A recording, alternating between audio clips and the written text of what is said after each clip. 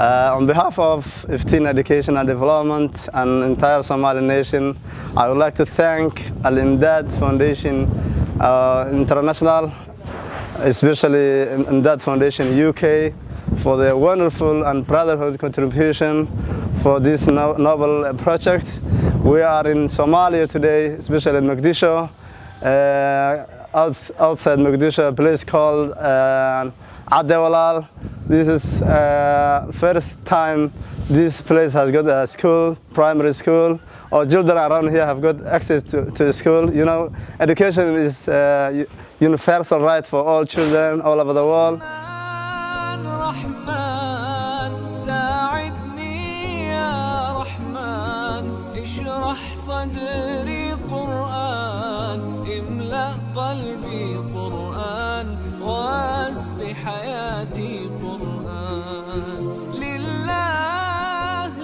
The place is just 15 kilometers from Mogadishu, as I said. They never get to school. Children don't know about the school. They're playing outside there whenever they go to Quran school. After that, they don't have nothing to do. So what I'm saying to Imdad Foundation is your deed is accepted, inshallah ta'ala. You get the reward and the ajr that you need from Allah, inshallah ta'ala. And those kids, they will learn a lot from here. They will be the scholars, Islamic scholars of tomorrow. They will be the teachers of tomorrow. They will be the doctors of tomorrow. They will be the leaders of this country tomorrow.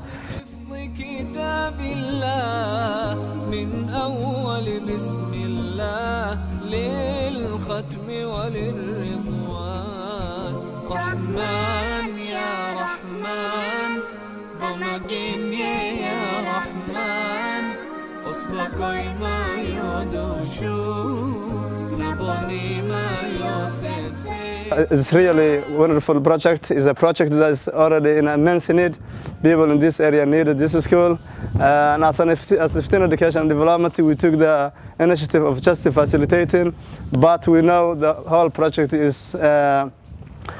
funded by Imdad Foundation and also with Mama Habiba Foundation. This project will, who live around this area.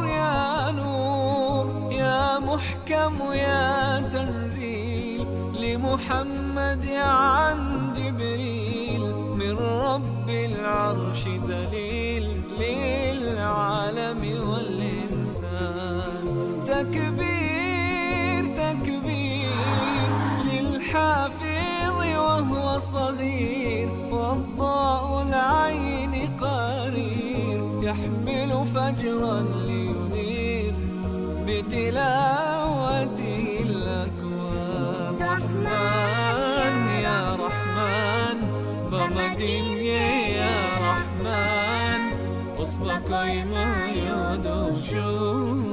نبني ما يوسيتي ناوجي كقيب قادتي dhaqaalo maskax muruq maal isu keentay maanta hirgelisay mashruuca u madcileyna marka saddexaad insha Allah ta'ala waxaan idin ka rabnaa marka dadkii deegaanka ku celcelina mar kale mar labaad waxbarashadu waa lacag la'aan macnaheedu waa wax bilaash ah waay laakiin waxaan ka rabnaa xataa kuma koobna ilmihii yaryaraay dadkii waaweynaa ma ahadan rag ama dumar inay ka faa'iideystaan اشرح صدري قرآن املأ قلبي قرآن واسق حياتي قرآن الله الله اللهم اجمعنا بكتابك وانفعنا iskuulka markuu dhaqan gala hadda wax badan ayaa isbedelaya waxyaalaha isbedelaya waxa kamid ah deegaanka horta qurux baa ku soo zaayaysa uniformka kala duwan ardayda ay qaadan doonaan sidoo kale ardayga shalay mugdiga ku jiray oo iftiin helaya marka waa farxad aan la soo koobi karin runtii knowledge is power aqoontu waxa weeyaan waa awood gaar ah oo aad leedahay waay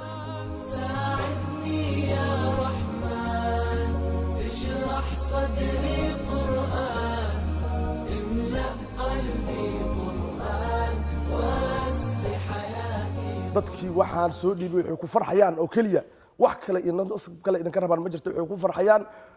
waa kaliya dad wax bartay khayr ayay ka rabaan ajir ayay ka rabaan marka waxaa la rabaa dadkii intaanoo hanti ah meeshaa soo geliyey inaan dadaalkoodii aan hal bacad lagu lisa aan ka dhigan gabar iyo wiil qof weyn iyo qof yar waxbarashada waa loo sameeyaa waxbarashada yaraan ma gasho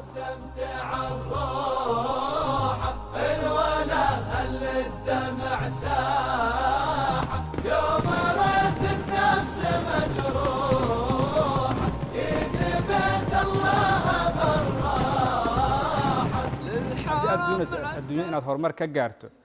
inaad wax barato lagaagama dhamo haddii shalay meeshaan looga shaqaysanayo caws qoryo la qaado caano la qaado noloshu way isbedeshay markii ummaddu wax baranayso haddaad ka harto de maalinkii ummaddu wax barata xaggee saa ula jaan qaadaysaa man araada addunya facalayhi bilcilm waman araada alaakhira facalayhi bilcilm haddii aad doonaysa maalinta qiyaamo nolol fiican sacaado janno inaad cadaabka ilaahay ka badbaado waa inaad barataa cilmiga aad ku gaari lahayd sidaad cadaabka ilaahay uga badbaado waman araada humaa macan qofkii doonaya addunya aakhira inuu ku liibaanana waa inuu wax bartaa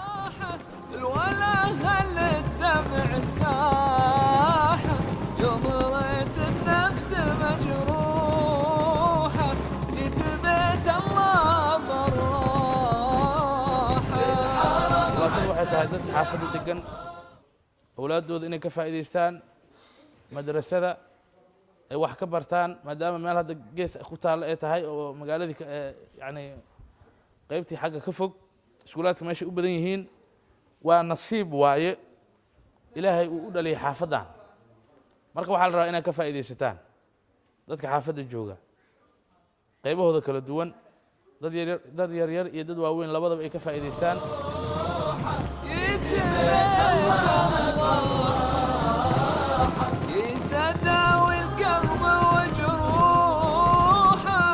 haddii ilaahad hadda iskuulkana haddii ilaah ku magacaaban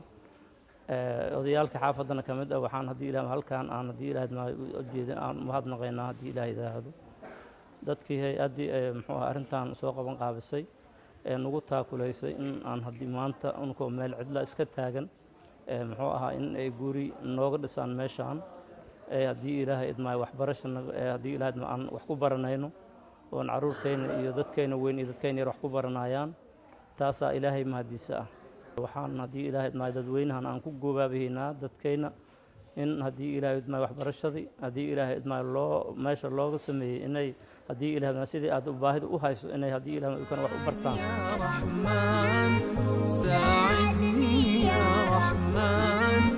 اشرح صدري قرآن